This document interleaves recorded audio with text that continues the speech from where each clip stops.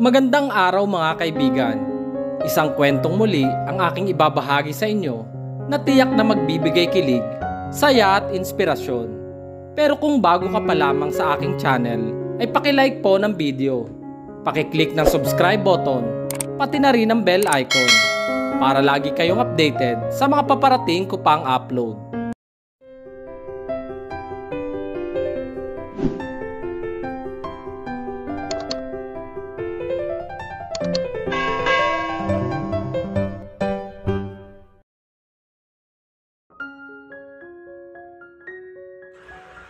Good morning, sir. Napaiktad si Kevin nang biglang pumasok ang isang babae sa loob ng opisina niya. Hindi ito pamilyar sa kanya kaya nagtataka siya kung bakit ito nakapasok nang walang pahintulot mula sa kanya. Nang pasadahan niya ang kabuuan nito ay napangiwi siya. Halata kasi na kulay itim ang paborito nitong kulay. Mula sa suot nitong damit hanggang sa kolorete nito sa muka ay talaga namang nakakakilabot. Who are you? Suplado niyang tanong sa babae na ngayon ay nakangisi sa kanya habang diretsyong nakatitig sa mga mata niya. I'm Mirasol, sir. I'm your new secretary. Pakilala nito. What? Halos mapatayo siya sa kinaupan niya dahil sa sinabi nito. And who hired you? I didn't remember that I hired a new secretary in my law firm. Woman. Your mother hired me, sir. Formal nitong sagot sa kanya. Why don't you try to talk to your mother? Hindi pa man niya nadudukot ang cellphone niya mula sa bulsa ng pantalon niya nang biglang sumulpot ang mama niya. Good morning, son. Nakangiti nitong bati sa kanya sabay lapag na isang tasang kape sa harapan niya. Ma, what's this? Why did you hire her? Because you mentioned to me that you no longer have a secretary. Katwiran nito. Bigla siyang napakamot sa ulo niya. I don't need one, ma. Look at her. Look at her face. She looks like a vampire. Saan niyo po ba siya nakilala? Besides, binanggit ko lang na wala akong secretary. Pero hindi ko binanggit na mag-hard kayo para sa akin. Natawa ang mama niya samantalang ang babaeng tinutukoy niya ay nakalukip-kip habang nakanguso. Nagbuka tuloy itong vampirang pato sa paningin niya. What? What do you mean, Kevin? Are you blind? For me, she is the most beautiful woman that I've ever seen. Bulalas ng mama niya. Tanatigan niya ang babae. Totoong maganda nga ito dahil matangos ang ilong nito. Yung mukha nito ay hugis puso. Ang mga mata nito ay singkit na para bang nangaakit ito. Pero kahit maghubot-hubad pa ito sa harapan niya, hindi siya maakit dito. At sigurado din siya na hindi man lang tatayo ang alaga niya o gagalaw kahit makasama niya ito. Mahaba ang buhok nito pero kapansin-pansin na magulo iyon na para bang hindi ito marunong magsuklay. O baka naman wala talaga itong pambiling suklay. Magkano lang suklay kaya posibleng hindi ito makabili ng ganoon. Nakabili nga ng makeup tapos suklay hindi. Sa tansya niya ay marami itong alaga sa ulo nito base sa pagkamot-kamot nito. Nagpahaba ng buhok tapos hindi naman marunong magsuklay. Goodness. I want her to be your secretary, Kevin. Ang ganda-ganda niya kasi talaga sa paningin ko eh. Give her a chance, iho. I heard she was one of the best secretaries in her previous work. Really? Sarkastiko niyang tanong sa mama niya. Kahit gaano pa siya kagaling sa dati niyang buhay, trabaho o mundo ay hindi ako natutuwa. At saka, bumili ka ng salamin para makita mo ng malinaw kung gaano siya kapangit. Sinamaan siya ng tingin ng mama niya. She's beautiful, Kevin. Maybe, you're the one who needs eyeglasses. Tumikim ang babaeng all black ang suot kaya nabaling ang atensyon niya rito. Be careful with what you say because I could make your mouth shut for the rest of your lives. Ito na may kasamang pagbabanta kaya umigkas ang kilay niya. I don't need you here, woman. If I were you, I'd go home and rest forever. Pabalik niyang tugon sa babae. Napatingin siya sa mama niya dahil hindi may kakailan na naaalo ito sa kanya at sa babaeng ipinasok nito sa kumpanya nila. Mama, isama niyo na siya pauwi dahil hindi ko siya kailangan dito. Ayoko sa kanya dahil nakakatakot ang itsura niya. Lumambot ang itsura ng mama niya. Son, please, hire her. She is the breadwinner in their family. That's why I hired her to be your secretary. Please, son? No. Matigas niyang tugon dito. Instead of hiring her to be my secretary, why don't you hire her as your assistant, Mama? Total gustong-gusto mo naman siya eh. I don't need an assistant. Tugon ng mama niya. Me too, Mama. She will be your secretary whether you like it or not. You will have nothing to do about it, even if she's ugly in your eyes. Pinal na sabi ng mama niya kaya naman wala na siyang magagawa pa kung hindi tanggapin ng babaeng animoy vampira. Alis na ako, Kevin. Bye, son. I love you. Bago tuluyan lumabas ang mama niya ay hinalikan pa nito sa pisngyang bagong secretary niya kuno. His mother has been weird recently. Where's your resume? Untag niya sa secretary niya nang makaalis ang mama niya. Nainis siya ngayon dahil hindi niya naman kailangan ng secretary dito sa law firm nila pero nag-hire ang mama niya ng babaeng mukhang ewan ng itsura. Here. Iniabot naman ito sa kanyang resume nito pero hindi siya nag-abalang basahin iyon dahil agad niya itong pinunit sa harapan nito. Imbes na madismay ang babae ay nginisian pa siya nito at pagkatapos ay prente pa itong umupo sa bakanting upuan na nasa harapan niya. You're an annulment lawyer because you don't believe in love. You don't like me because I'm out of your standards. Am I right, Mr. Kevin Alonzo? Bagay siyang napaatras dahil iba ang tingin na ipinupukol na ito sa kanya. You're a man who loves to do girls. In short, you're a womanizer. Last week, you do 5 girls named Anna, Sheila, Marie, Isabel, and Tina. Tonight, you and Jenny will be meeting in a hotel. Your schedule is so full, huh? What the hell? Where did she get that information? I know everything about you, Mr. Kevin, even your plans for the future. Nakangising saad nito. I can read your mind too. Ano akala nito? Matatakot siya nito? Kahit alam pa nito kahit sukat ng pagkalalaki niya hindi siya magpapadala sa mga salita nitong pabida. Ano ka, manghuhula? Inismaran niya pa ito. Palitan mo nga yung makeup mo dahil nakakatakot yung mukha mo. Tinalo mo pa yung mga kontrabida sa mga horror movies. Natawa ito. Ikaw nga, babaero eh. Hindi naman kalakihan yung pagkalalaki mo. Pero kung makipag-sex ka sa iba't ibang babae, ganun-ganun na lang.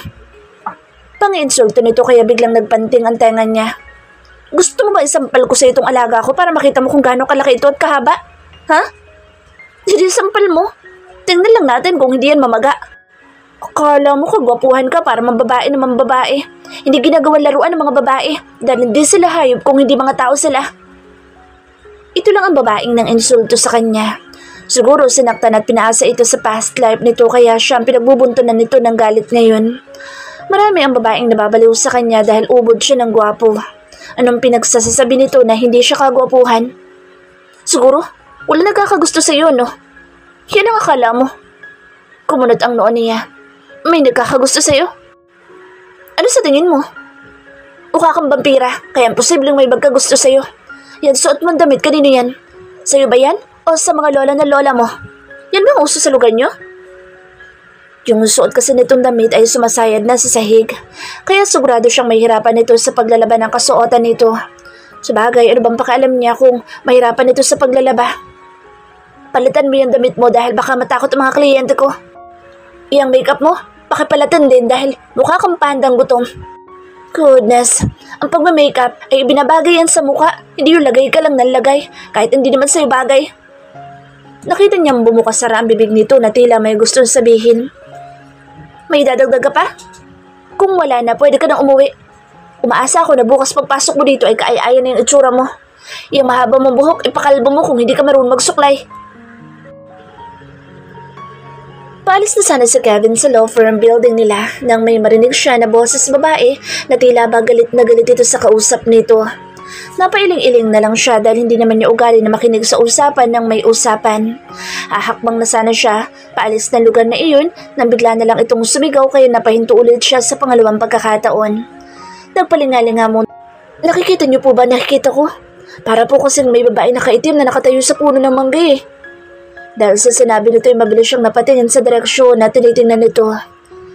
Nakatitig po siya sa inyo, sir. May nambulong ni Yaya Miding sa kanya.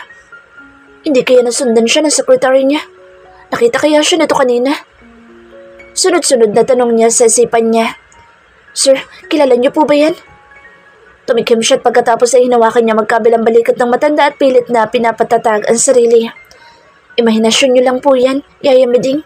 Sa tingin niyo po ba, may babaeng tatambay doon sa punong iyon sa ganitong oras? Umiling-iling naman ang matanda. Mauna na po ako sa inyo, Yaya Miding.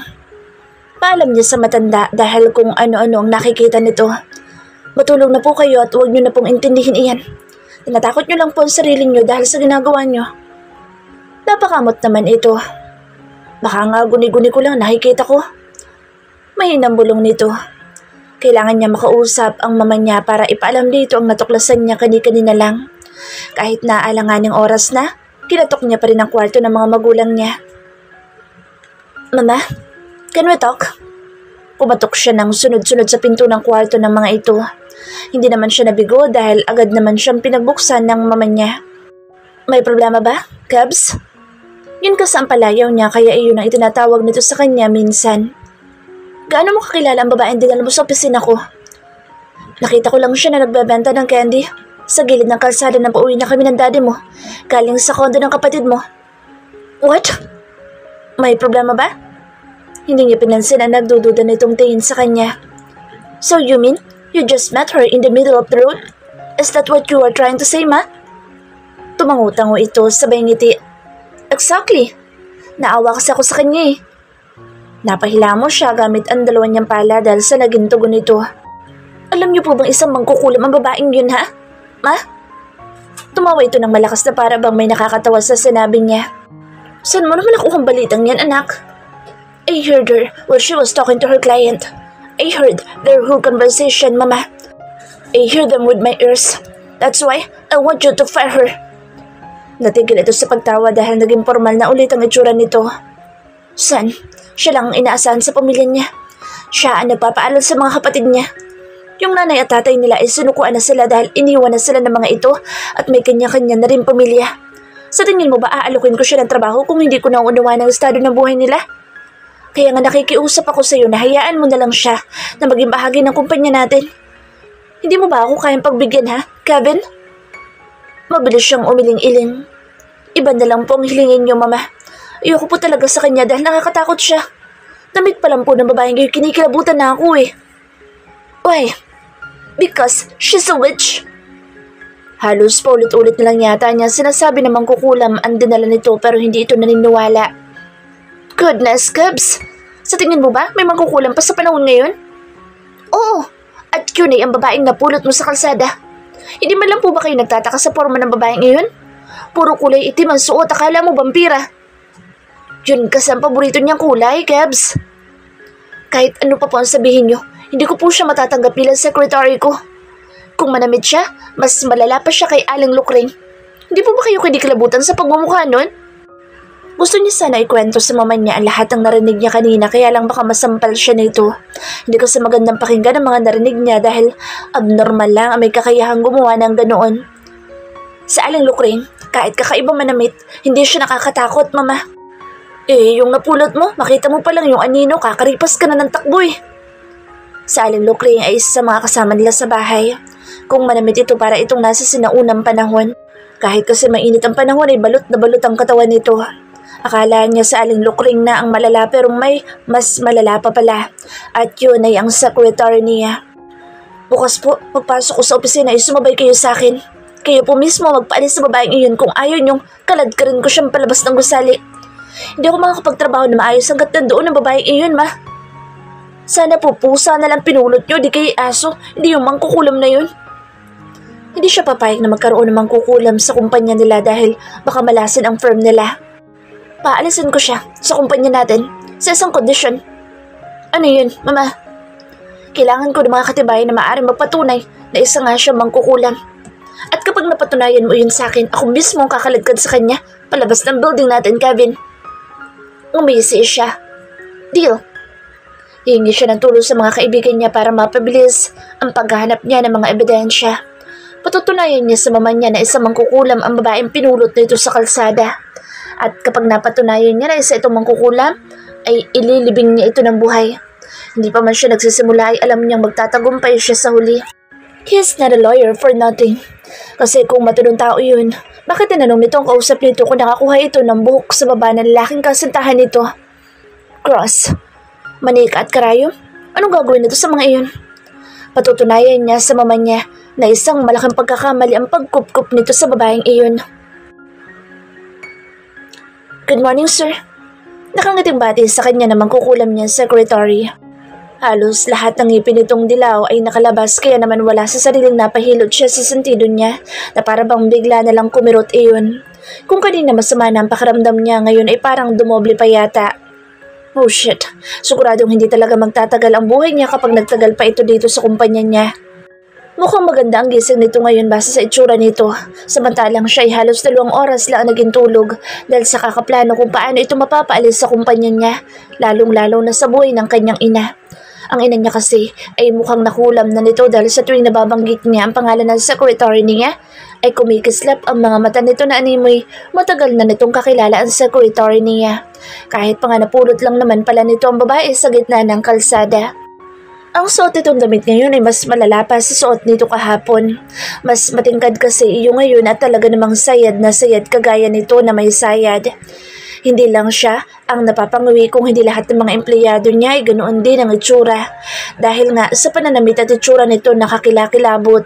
Akala mo naman, Queen of the Night ang forma nito. Ngayong wala naman itong napanalunan kahit na ano.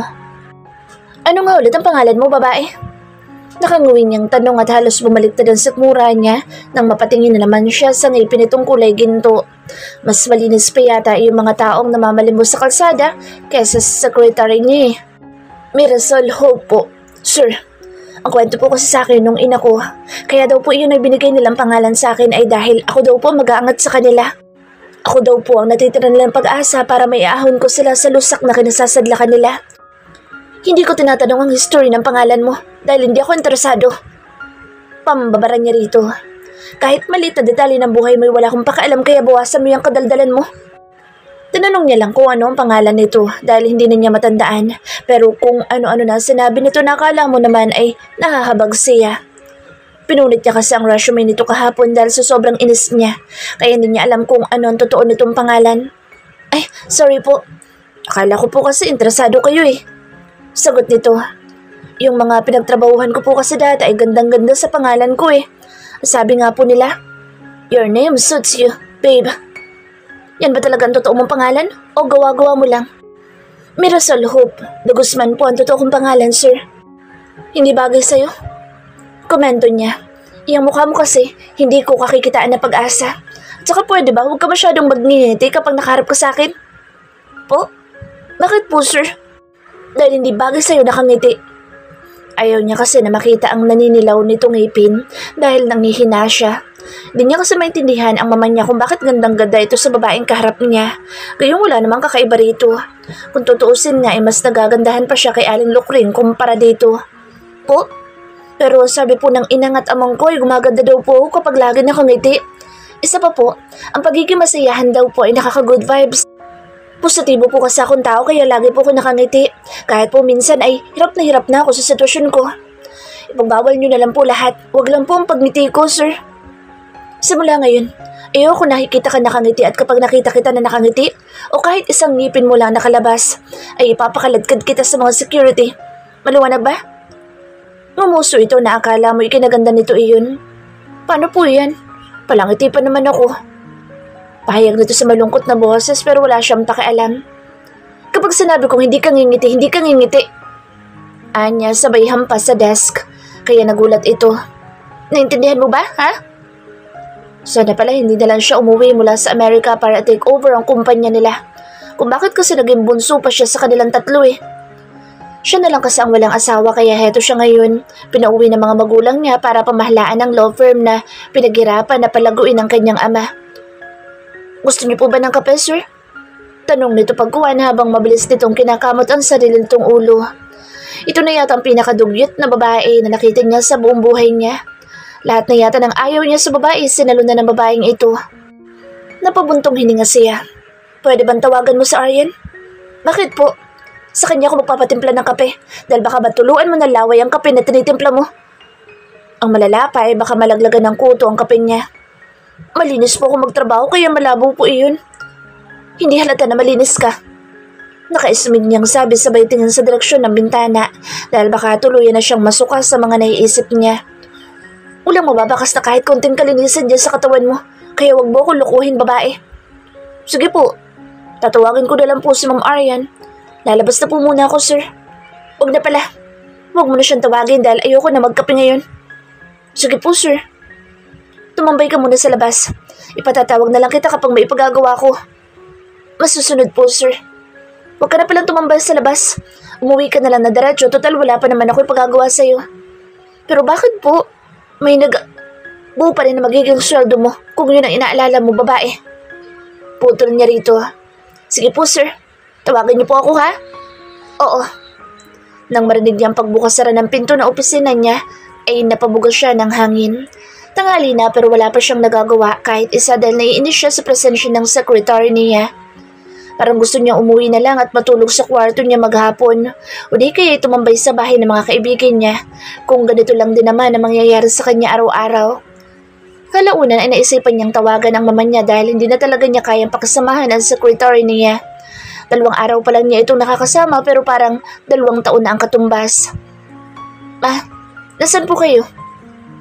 Bungan diyan tanong nang sagutin ng mama niya ang tawag niya. Nasa biyahe. Bakit? May problema na naman ba, iho? Pupunta po ba kayo ngayon dito sa opisina ko? Yes, iho. Bakit? Take care, ma. Pakisabi po sa driver niyo na bilisan ang pagmamaneho papunta dito para po makausap ko kaagad kayo. Nandito na pala kami sa parking lot, iho. Sige po, ma. Akyat na lang po kayo dito. Copy, iho. Nang sinabi nito na nasa parking lot na ito, ay ibinabanan niya ang linya. Hindi na niya hihintayin pa na makakuha pa siya ng ebidensya na isa ngang mangkukulam ang sekretary niya. Dahil ang kinaayawan niya ngayon ay ang pisikal nitong anyo. Kahit sino naman siguro hindi matutuwa sa itsura ng babaeng ito, lalo na kapag napunta ito sa isa sa mga kumpanya ng mga kaibigan niya. Siguradong kakawawain ito ng mga kaibigan niya lalong-lalo na si Santillan na malakas ang topak sa ulo. Napabalik sa kasalukuyan ang isip niya nang biglang bumukas ang pinto na opisina niya at inuluan nito ang mama niya. Hello, iho. Siya nga pala, nalan kita ng lunch. Hati na kayo dito ni Hope dahil marami naman ito. Iginala nito ang tingin sa loob ng opisina niya. Nasaan nga pala ang batang iyon? Nasa labas ba siya? Inutusan mo ba siya, iho? May ipinagawa ka ba kay Mirasol? Sunod-sunod itong tanong sa kanya. Why are you concerned about her, ma? Is she your daughter with another man? Baka kasaanak pala ito ng mama niya sa ibang lalaki pero hindi lang nito sinasabi sa kanila. Is she, mama? Are you serious, Kevin? Ang ama mo lang ang lalaki minahal ko sa buong buhay ko. Ano bang pinagsasabi mo dyan? Mahal na mahal niyo po kasi siya na para bang siya ang tunay niyong anak sa amin dalawa. Sinamaan siya ng tingin ng mama niya. Yung klase ng tingin nito ay parang kagaya ng secretary niya. Dahil wala na siyang pamilya, iho, hindi mo ba talaga kaya maging mabait sa kanya? Please, be kind to her anytime, anywhere. Can you do that for me, iho? Hello po, Ma'am Margarita. Bati rito na magaling niyang secretary na basta nalang pumasok nang hindi man lang kumakatok. Ang akala niya ay nakauwi na ito pero hindi pa pala. Biglang nawala ang masamang aura ng mama niya at napalitan iyon na liwanag base sa ngiti nito. Oh, iha, how are you? Saan ka ba pumunta? Kanina pa kasi kita hinahanap eh. Nagbanyo lang po ako, ma'am. Magalang natugon ng secretary niya. Nang mapatingin ito sa kanya, inismiran niya ito dahil hindi na ito nasunod ang utos niya na umuwi na. Ganoon ba? Opo, Ma'am Margarita. Napatakip siya sa sarili niyang bibig gamit ang coat niya na bigla itong yakapin ng mama niya. Hindi pa ito nakontento doon dahil hinalikan din ito ang babae sa pisngi nito ng paulit-ulit. Nababaliw na talaga ang mama niya. Hinihiling niya na sana'y umuwi na ang papa niya para hindi makalabas basta-basta ang kanyang ina. So paano? Kain na tayo? Mauna na po kayong kumain, mama. Mamaya na lang po ako kakain pagkatapos niyo. Anya, pero ang totoo ay sa labas siya kakain. Doon siya kakain sa restaurant ang kasintahan ng kaibigan niyang sa Santillan. Sabay-sabay na po tayo, sir. Sabi ng secretary niya habang inihahain ito ang mga pagkain na dala ng ina niya. Sabi po kasi ng inang at ng amang ko, dapat daw po ay sabay-sabay kumakain para po hindi lumayo ang grasya. Oo nga naman, iho. Gatong naman ang ina niya. Sabay-sabay na tayong 3 para masaya. Hindi na po, mama. Tanggi niya. Hindi niya kayang sikmurain na magsalo-salo sila sa pagkain. Mauna na po kayong dalawa. Kung may matira man po ay pauwi niyo na lang sa secretary ko para may makain ng mga kapatid niya. Sa labas na lang po ako kakain kaya wag niyo na po akong alalahanin. Pero sir, tumahimik ka. Singal niya sa secretary niya dahil masyado itong pumapapel na para bang matagal na sila nitong magkakilala. Napahawak ito sa sarili nitong dibdib nang sumigaw siya. halatang nagulat. Ang akin lang naman po kasi, dapat po salo-salo tayo dahil marami naman po ito. Ano po bang kapag hindi ka tumahimik, ihuhulog kita dito sa building. Pagbabantaan niya rito dahilan para magtago ito sa likuran ng ina niya. Napakadaldal mo. Di ko naman hinihingi yung opinyon mong babae ka, pero sabat ka ng sabat. Iho, ano ka ba? Bakit ba laki ng galit mo kay Mirasol? May ginawa ba siya sa'yo? Wala po, Mama. Sadyang mainit lang po talaga ang ulo ko sa mga babaeng kampo ng kadiliman. Umigkas ang kilay ng ina niya. Alam niyang hindi na naman ito naniniwala sa mga sinasabi niya dahil nga masyado itong nagagandahan sa sekretary niya kuno. Anong kampo ng kadiliman pinagsabi mo dyan, Kevin? Matinong babae si Mirasol. Kaya huwag ka magsasalita ng ganyan tungkol sa kanya. Mag-sorry ka sa kanya. Are you for real, Ma? Bakit ko naman gagawin yun? Dahil hindi maganda ang pakikitungo mo sa kanya. Kung gusto niyo po na pakasamahan ko siya na maayos, kausapin niyo po siya na maligo, ayusin ang pananabit at higit sa lahat. Dalhin niyo po sa dentista yan para malinisan iyang ngipin niya na nagkapatong-patong na yung tartar. Dahil sa hindi yata Shit! Bigla kasi nitong kinod ko ng ngipin nito sa pamamagitan ng hintuturo nito. Kaya bago pa man siya masukay, tumakbo na siya papasok sa private room niya at nagkulong siya doon para hindi ito makapasok dito kahit pa ang mama niya. Nangyang buhay ito. Kung araw-araw ganito mararanasan niya, baka bumalik na lang siya sa ibang bansa at magliwaliw kahit pa itakwil siya ng pamilya niya. Sir Kevin, wala po ba kayo pagagawa sa akin ngayon? Sayang po kasi pasasahod niyo sa akin kung wala po kayong iuutos eh. Ay niya sa boss niya, ipinaglihiyata sa sama ng loob. Wala naman kasi siyang ginagawa pero araw-araw ito nagagalit sa kanya sa hindi niya malamang dahilan. Ayaw kasi nito magpatimpla sa kanya ng kape dahil baka raw matuluan niya ng laway o di kaya baka raw lagyan niya ng gayuma. Ang gusto lang nitong gawin niya ay umupo lang daw siya sa harap ng desk nito at panoorin niya ito magtrabaho hanggang sa matapos ito. Wala ka ba talagang matanong damit? Tanong nito habang lukot ang gwapo nitong mukha. Puro ba talaga ganyan ang mga damit mo? Alam mo bang ang baho mong tingnan dyan sa damit mo? Paano ba naman kasi? Simula nung pumasok siya sa law firm nito ay 2 damit lang ang sinusuot niya. Kumbaga, wash and wear ang peg niya. Kahit pa nga marami naman talaga siyang damit. Hindi naman kasi talaga siya totoong mahirap kagaya ng pakilala ng ina nito. She is Mirasol Hope de Guzman, daughter of Emmanuel and Savannah de Guzman, the owner of the Hacienda de Guzman in Camarines Sur. She is the only heiress because she's an only child. Her mother and Kevin's mother are best friends. That's why she's here in this kind of situation. Ayaw niya nga sanang tanggapin ang offer ni Tita Margarita na ina ni Kevin. Kaya lang ay napilitan siya dahil pinilit siya ng mama niya na bantayan niya raw si Kevin para hindi ito mapunta sa maruming babae.